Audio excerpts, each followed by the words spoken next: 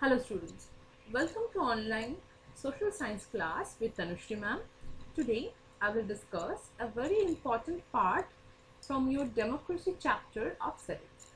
I already uploaded video contents where I discussed the definition, concept and features of democracy and arguments in favor and against of democratic government. Before watching this video, please go through those videos first. Today our topic of discussion will be governmental features of different countries. Okay, so let's start. In your chapter, to explain the different features of democratic government, some of the examples were given. The examples of different countries' government situation.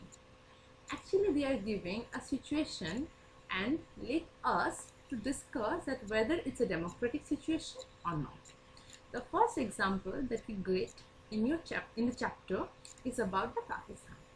Okay, so let's start the first one. In Pakistan, General Pervez Musharraf led a military coup. He overthrew a democratically elected government and declared himself the chief executive of the country. That means he became the head of the country by not an election procedure, by forcefully and without the consent of their country's people, citizens, he became the head of the country. Next move to the next point. Later, he changed his designation to president and in 2002 held a referendum in the country that granted him a 5-year extension. That means he will be head of the countries for coming 5 years also, without any kind of election, without any support from any portion of the society of the citizen of the Pakistan. The Pakistani media, human rights organization and democracy activists say that the referendum was based on rulers.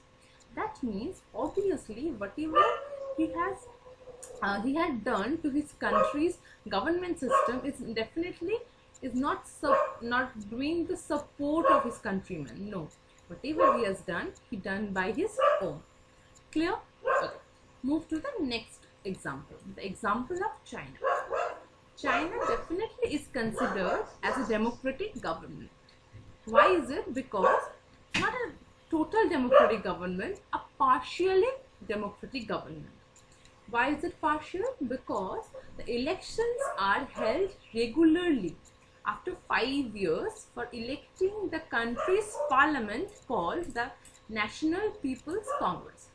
Because of the election, the China is considered as partially democratic.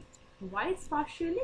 Because to that, okay, let's move to the next point.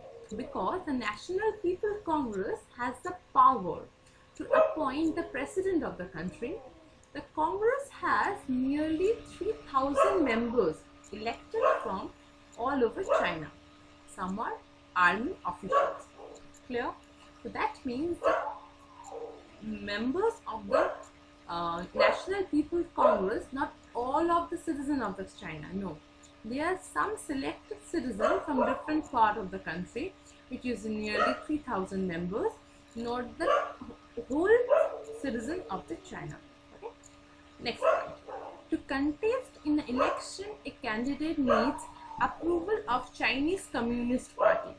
That means no one can freely contest or freely take part in the election, because to contest in an election we have to take the permission of the Chinese Communist Party.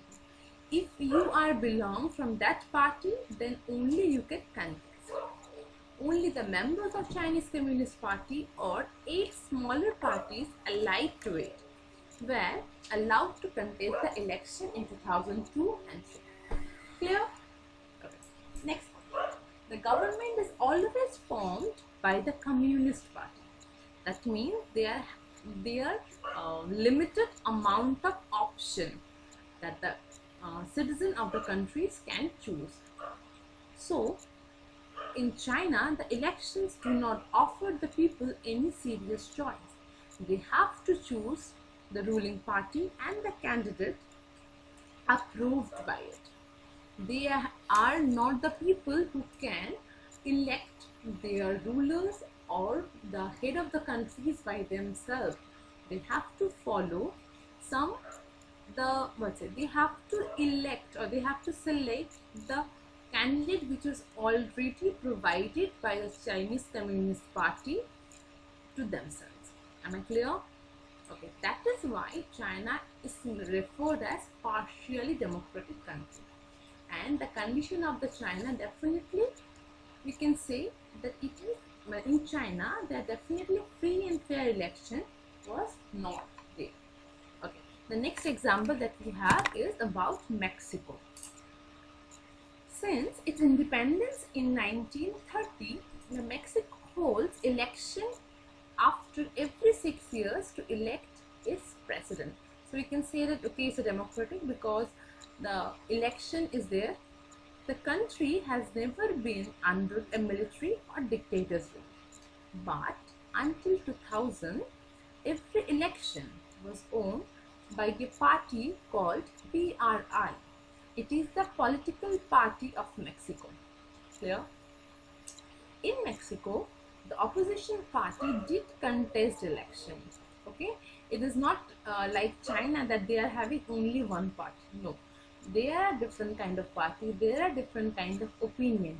But the thing what happened in Mexico is they never managed to win. That means they are the only one party who win the election for a very long time. There are no such amount of opposition was there in Mexico. The PRI was known to use many dirty tricks to win the election.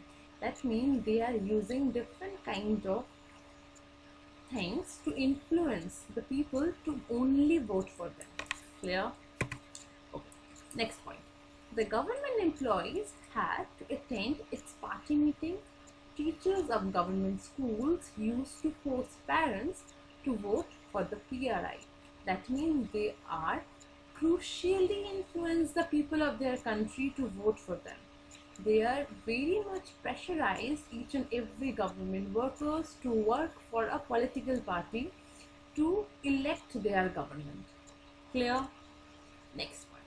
The media is also largely ignored the activities of the opposition political parties except to criticize them. The media is only criticize the opposition party, not the party who are in the government.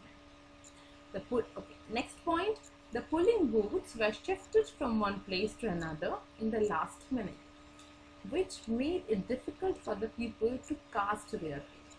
That means, for example, I know I am going to cast my vote in a polling booth near to my house. Suddenly, 2 days before the election was happened, the place of my polling booth was changed.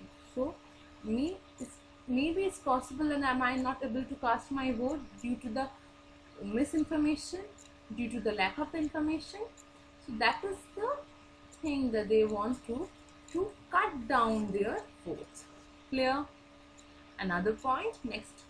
PRI sent a large sum of money for campaign. That means they are investing a lots of money to support their government, to support the election. Clear? Which is definitely not there in China, but somehow the condition was almost same. Why is it? In China there was only one party. People have to choose their leaders within only one party. But in Mexico they are having different kind of party, but due to the pressure of the only one party, that no other opposition can stand against it. Clear? Move to the next. The next example, Zimbabwe. Let's start the first point.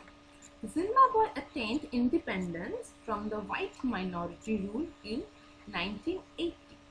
Since then, the country has been ruled by ZANU-PF, the party that led freedom struggle, and the leader of the party is Robert Mugabe. ZANU-PF, the name of the political party, and Robert Mugabe is their leader. The elections were held regularly and always owned by ZANU-PF. President Mugabe was popular but also used unfair practices in election. He was definitely the popular leader who was first, came through the election, came through the support of the people, but later on he started using unfair practices in election to continue or to hold his position for next years. Next point. Over the years, his government changed the constitution several times to increase the powers of president and make him less accountable. Clear? Next point. Opposition party workers were harassed and their meeting was disrupted. The public protest and demonstration against the government were declared illegal. There was also a law that limited the right to criticize the president. Definitely it can't be the features of a democratic government, because in a democratic government the people and the citizens are all in all. But here Mugabe passed a law which cut down the criticism of the people towards his president. That means I am not able to criticize my president if he or she is doing anything wrong. So that's why Zimbabwe, these are the features of Zimbabwe government which turn into a non-democratic government. Clear? Okay, next move to our next example. The television and radio were controlled by the government, that means ZANU-PF Mugabe government, and gave only ruling party's version. The government ignored some court judgments that were against it and pressurized the judges. We all know that the democracy has basically some pillars. On the pillars, the democracy are actually stand by. The most two important pillar of the democracy is definitely the judiciary and the media. But in Zimbabwe, both these two pillars were occupied by the President Robert Mugabe and his party ZANU-PF. Clear? Next. Finally, he was forced out of the office in 2017. Before 2017, he held his office forcefully. The situation of the Zimbabwe shows that the popular approval of the rulers is necessary in a democracy. Popular government can be undemocratic. Because, why is it? Because while he was popular, that time he came to the power, but to hold his power, he used several means which turned his government to an undemocratic. Clear? Okay. Next, move to the next one. There are some other examples were also given. The examples of the country Myanmar, where the army rules are the dictators, and another examples of the Chile, where the Pinochet, the ruler of Chile, are not elected by the people. And they are the examples of the government where rulers are not elected by people. Clear? Another example, the examples of the Saudi Arabia, where until 2015, Saudi Arabia women did not have the right to vote. That means the features of the democratic government, one person, one vote, is not applicable in Saudi Arabia. There only men can vote in the election. The women do not have any voting power. Next, Estonia has made its citizenship rules in such a way that people belonging to Russian minority find it difficult to get the right to vote. The same thing, one person to one vote. It is not applicable in Estonia also, because Estonia, they are passing a law where if any person of any Estonian is belong from a Russian minority, that person will not able to give his vote. And in Fiji, the electoral system is such that the vote of an indigenous Fiji has more value than that of an Indian Fijian. That means they also divert They also divided the people into different sections, okay, to according to their race, according to their caste, in terms of casting their votes. Okay, so these are the examples that you will find in the chapter different countries and its governmental system, to give you to clear actually, to give the proper explanation of the different features of the democracy. Okay, next move to the next part of our video. That's all for today. I hope this video is a help to understand the chapter. Another thing, please follow the school website for more updates. Thank you. Stay safe.